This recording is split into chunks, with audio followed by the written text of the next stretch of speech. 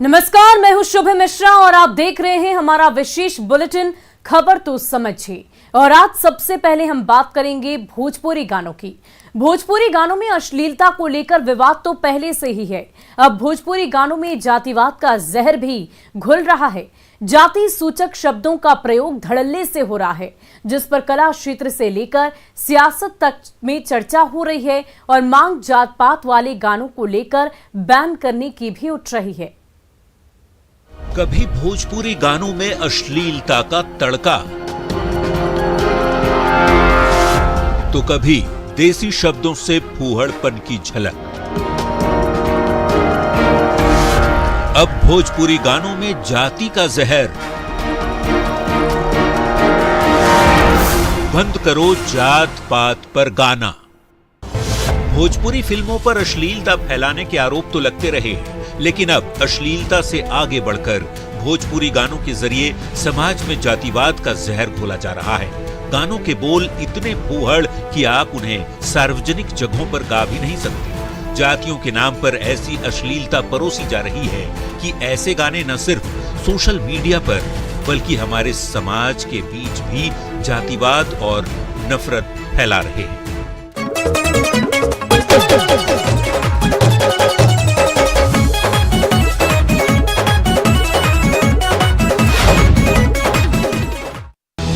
भोजपुरी गानों में जाति सूचक शब्दों का धड़ल्ले से इस्तेमाल हो रहा है। अपनी जाति को दबंग साबित करने की होड़ मची है। एक जाति के बेटे का दूसरी जाति की बेटी से संबंध बताने की कोशिश की जाती है। जातिवाद के जहर से पूरा समाज दूषित हो रहा है, क्योंकि गानों के जरिए नफरत फैलाने की कोशिश हो रही है। जहरीले जातिवादी गानों से सामाजिक सौहार्द बिगड़ने का भी खतरा है। तभी तो भोजपुरी गानों में फैल रहे जातिवाद के जहर को लेकर भोजपुरी गायक पवन सिंह ने बिहार के मुख्यमंत्री नीतीश कुमार से इस पर अंकुश लगाने तक की अपील की है। भोजपुरी गानों में जाति सूचक बोल के इस्तेमाल पर न्यूज 18 की खबर का बड़ा असर भी हुआ। बिहार के कला और संस्कृति मंत्री आलोक रंजन झा ने कहा है कि भोजपुरी में जाति सूचक गाने बंद होंगे, क्योंकि ऐसे गाने समाज के लिए सही नहीं है। हम समझते हैं निश्चित रूप से यह गलत है। जाति शब्द का प्रयोग कहीं भी किसी भी चीज में, वैसे भी जाति का प्रयोग जो है सो कहीं भी किसी चीज के लिए नुकसानदायक है। हम सब समाज, सब जाति के लोग एक साथ हम लोग रहने वाले लोग हैं, इसलिए कहीं भी यदि जाति शब्द का प्रयोग करके किसी जाति को टारगेट किया जाता है तो ये बिल्कुल गलत है। मेरे संज्ञान में आएगा तो हम इस पर देखेंगे। इसके लिए माननीय मुख्यमंत्री जी को इस का ध्यान आकृष्ट कराएंगे। एक जाति के कलाकार दूसरी जाति के कलाकारों की जाति का नाम लेकर जिस तरह से गाने गा रहे हैं, उससे समाज में जातिवाद का जहर ही घुल रहा है। इन गानों से बिहार के बाहर देश और दुनिया में प्रदेश की क्या छवि बन रही है, ये कहने की जरूरत नहीं। ऐसे में ये कहना जरूरी है कि जात पात पर गाना बंद करो। न्यूज 18 के लिए पटना से आनंद अमृतराज के साथ ब्यूरो रिपोर्ट। और चलिए अब खबर तो समझिए। दरअसल जाति सूचक गानों ने भोजपुरी बोली को बदनाम करके रख दिया है। खास जाति को टारगेट कर गाए जा रहे अश्लील गाने सोशल मीडिया प्लेटफॉर्म पर व्यूज बटोरने की होड़ मच गई है और खुद को सुपरस्टार बनाने की होड़ में ताक पर भावनाएं। अश्लीलता के बाद जाति की जहर से समाज में आक्रोश लगातार फैल रहा है। इस तरह के गाने जब सामने आते हैं तो जाहिर सी बात है, जातिवाद जैसे शब्द कहीं गुम नहीं होते बल्कि और प्रत्यक्ष तौर पर सामने आते हैं।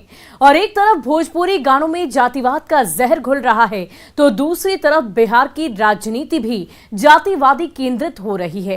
कल पटना में भगवान परशुराम की जयंती मनाई गई, जिसमें तेजस्वी यादव जातिवादी समीकरण साधते हुए नजर आए।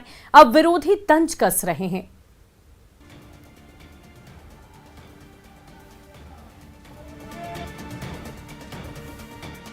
आप सब लोग, बुद्धिजीवी लोग, आप सब लोग और आपका समाज मजबूत समाज है, इसमें कोई मंगलवार को पटना के बापू सभागार में भूमिहार ब्राह्मण एकता मंच की ओर से परशुराम जयंती का आयोजन किया गया। कार्यक्रम में तेजस्वी यादव को भी बुलाया गया था।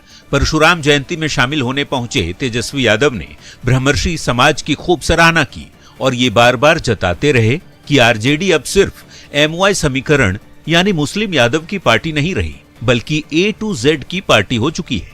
तेजस्वी के भूमिहार ब्राह्मण प्रेम पर बीजेपी ने निशाना साधा है। तो तेजस्वी जी और उनके परिवार के लोग एक समय में कहते थे कि भूरा बाल साफ करो, अब वो भूरा बाल को माफ करो वाली स्थिति में आ गए। लेकिन बिहार की जनता स्पष्ट जानती है, उनके 15 साल के शासन को देखी है। जेडीयू नेता और मंत्री जयंत राज ने तेजस्वी यादव से सवाल पूछा कि इतना बता दें, इनके परिवार ने पहले कभी A to Z की बात क्यों नहीं की। देखिए, तेजस्वी जी अभी तरह तरह का समीकरण बना रहे हैं। वो समीकरण तो वो पहले से भी बनाना चाहिए था ना।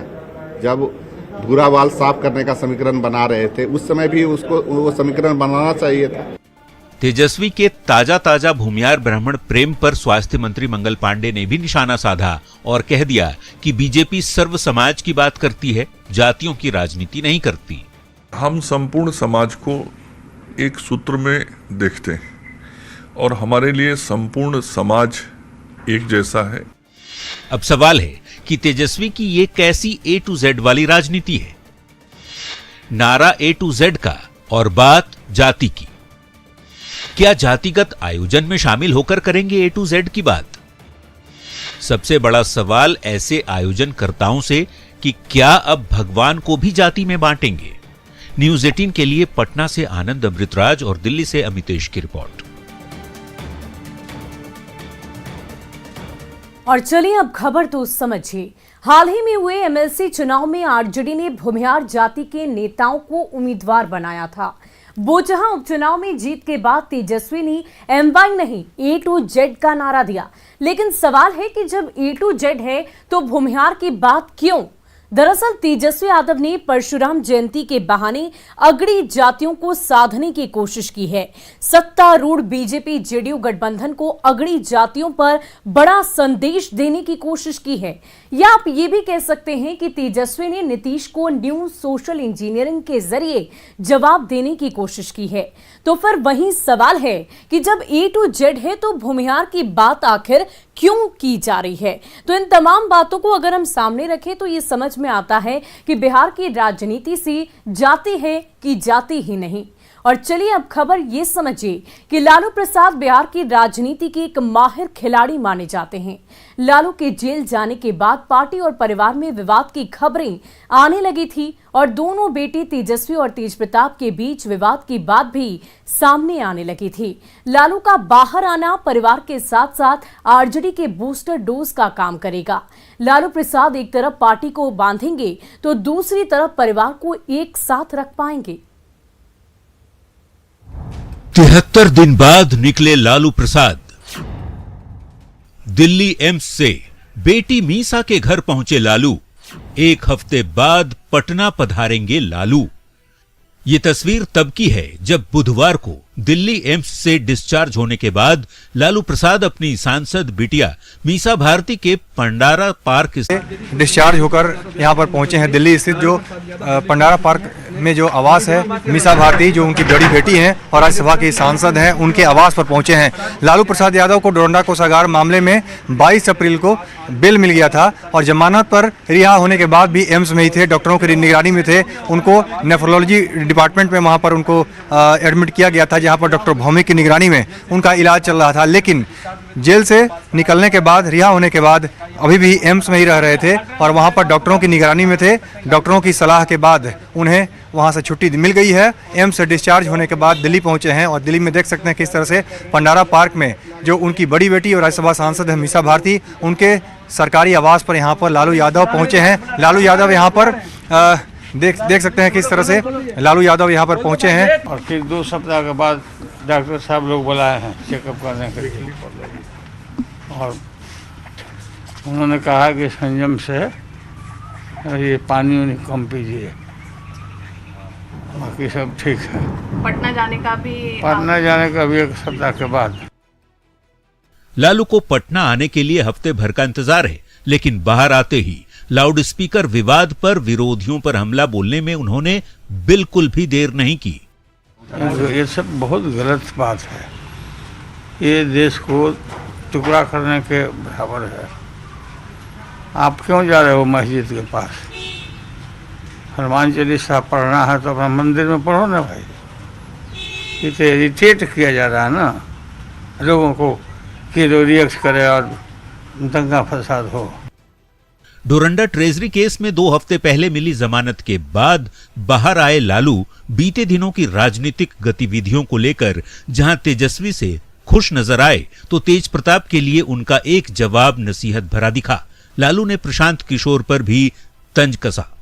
अजय अब A to Z की पार्टी बन रही है और इसको लेके युवाओं में और जनता में काफी उत्साह भी नजर आ रहा है। तेजस्वी यादव इसका शानदार एक तरीके से नेतृत्व भी कर रहे हैं। इसको लेके आप क्या कहेंगे?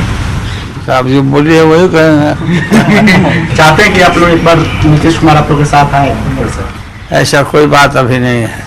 तेज प्रताप ने कहा था कि ये उनकी बात हो गई आपसे, अब बहुत जल्द आ जाएंगे साथ। तो वो हमारा बेटा है, राष्ट्रीय अध्यक्ष हमने निर्णय पूछ रहे हैं। प्रशांत किशोर पार्टी लॉन्च कर रहे हैं, बिहार में राजनीति में आ रहे हैं, उम्मीद है कि सारे देश से घूम आए हो, सब जगह लौटा दिया जाओ, वहीं पहुंचे हैं यहाँ उनका कोई ठिकाना नहीं रहा। और जेल से रिहा होने के बाद अभी एम्स में ही थे। एम्स से डिस्चार्ज होने के बाद एक बार फिर से दिल्ली पहुंच गए हैं, जहां पर पंडारा पार्क में जो ये आवास है, मीसा भारती जो कि राज्यसभा सांसद हैं, उनकी बड़ी बेटी हैं, उनके आवास पर ही रहेंगे। और लालू यादव ने कहा कि डॉक्टरों की सलाह पर हो सकता है कि 1 सप्ताह बाद वो फिर से जाएँ, बिहार जाएँ, पटना जाएँ। कैमरामैन विपिन के साथ अमितेश, न्यूज 18 दिल्ली। और पटना के बेहटा से उत्पाद विभाग ने 50 लाख की शराब को जब्त कर लिया। शराब को छुपाने के लिए तस्करों ने नया तरीका इजाद किया था। कल भी पटना में 50 लाख की शराब बरामद हुई थी।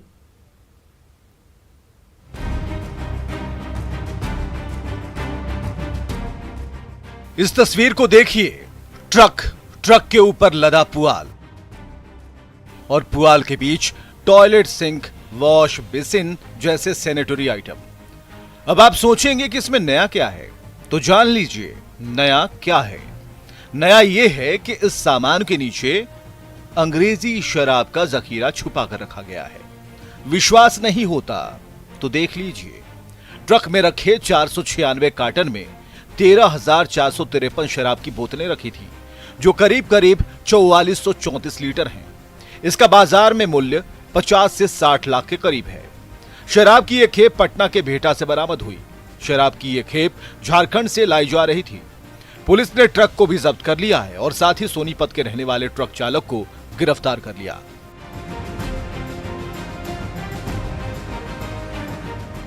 बात कोई एक दिन की नहीं है, आए दिन शराब की बड़ी खेप पकड़ी जा रही है।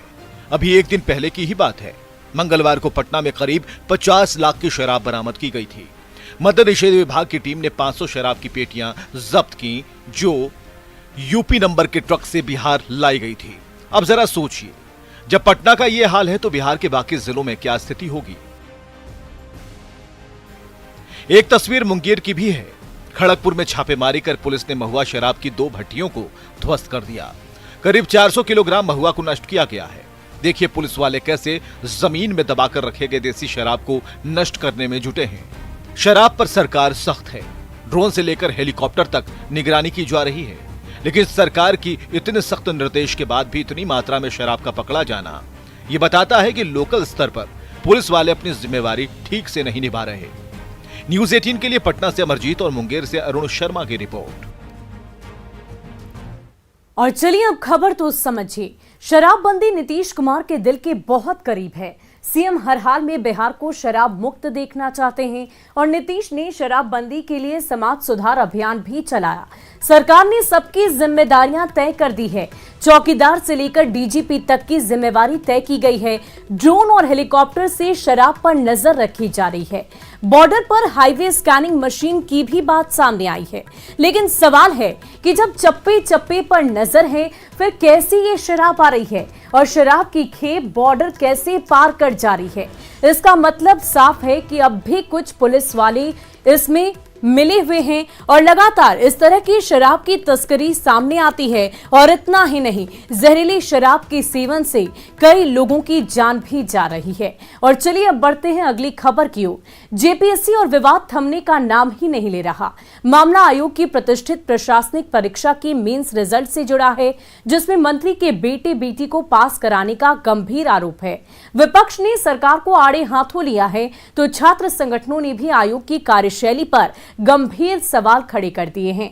ऐसे में सवाल यह है कि आखिर छात्रों के भविष्य के साथ खिलवाड़ क्यों हो रहा।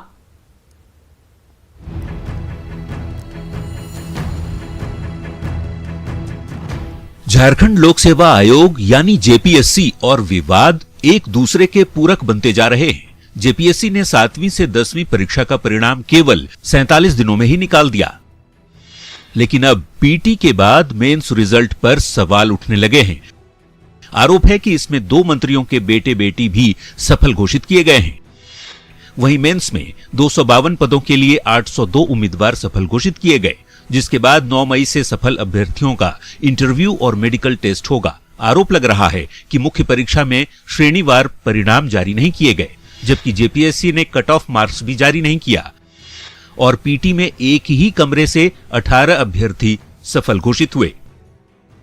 इसके साथ ही 2.5 गुना की जगह करीब 3.5 गुना रिजल्ट जारी करने का भी आरोप लगाया जा रहा है।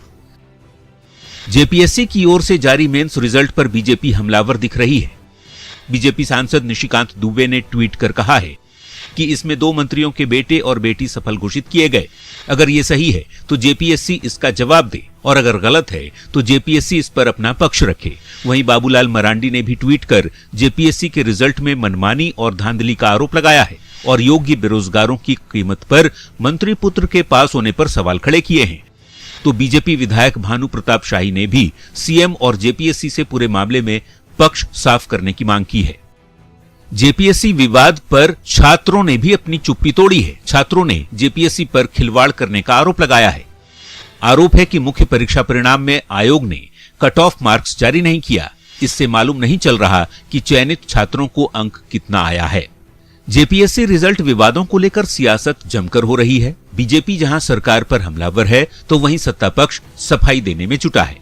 इस बेहद प्रतिष्ठित आयोग का विवादों से नाता पुराना है। ऐसे में विवादों के बीच हो रही सियासत के बाद सवाल खड़े हो रहे हैं कि आखिर जेपीएससी का विवादों से पीछा क्यों नहीं छूट रहा। पीटी के बाद अब मेंस रिजल्ट पर भी विवाद क्यों है? छात्रों के भविष्य से खिलवाड़ क्यों किया जा रहा है? न्यूज 18 के लिए रांची से निरंजन कुमार की रिपोर्ट। और आइए अब खबर तो समझिए। झारखंड गठन के बाद साल 2002 में जेपीएससी का भी गठन हुआ। 20 वर्षों में जेपीएससी ने 6 सिविल सेवा परीक्षा ली और पहली परीक्षा से ही जेपीएससी विवादों में रहा है। जेपीएससी की अलग अलग परीक्षाओं को लेकर 42 मामले कोर्ट में चल रहे हैं। वहीं कई एग्जाम की सीबीआई जांच भी चल रही है। जेपीएससी ने 2021 में एक साथ 7वीं, 8वीं, 9वीं और 10वीं जेपीएससी की परीक्षा ली। 7वीं जेपीएससी की परीक्षा शुरू से ही विवादों में रही। प्रारंभिक परीक्षा में पहले से 49 अभ्यर्थी जो पूर्व में सफल घोषित किए गए थे, उन्हें असफल घोषित कर दिया गया। अब मेंस के रिजल्ट पर भी सवाल उठने लगे हैं। बीजेपी ने 2 मंत्रियों के बेटे बेटी को पास कराने का आरोप लगाया है। प्रारंभिक परीक्षा के दौरान एक ही कमरे से 18 अभ्यर्थी सफल घोषित हुए थे और अब मेंस में भी एक कमरे से अभ्यर्थी सफल घोषित किए गए। यानी कि जेपीएससी का शुरू से ही विवाद चलता आ रहा है जब से इसका गठन हुआ। लेकिन फिलहाल इस पूरे मसले की जांच लगातार की जा रही है। और महाराष्ट्र में लाउडस्पीकर को लेकर सियासी महाभारत जारी है। राज ठाकरे ने एक बार फिर दहाड़ लगाई है। वहीं मातोश्री के बाहर हनुमान चालीसा पढ़ने की जिद को लेकर वो जेल पहुंचे। राणा दंपति को जमानत मिल गई और अब सवाल यह है कि क्या राज ठाकरे भी जेल जाएंगे। अजान वर्सेस हनुमान चालीसा जारी।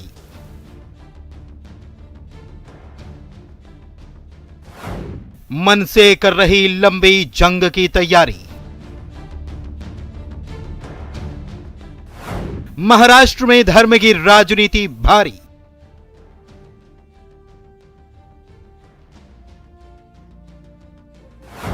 राणा को बेल, ठाकरे जाएंगे जेल। ऐसा सवाल क्यों, हम बताएंगे, लेकिन पहले ठाकरे के बोल सुन लीजिए। सुप्रीम कोर्ट का डिसीजन है, डिसीजन के बाद अगर सरकार नहीं मानती तो क्या करेंगे आगे? और जब निवेदन की भाषा जब नहीं समझ में आती तब आंदोलन की भाषा शुरू हो जाती है।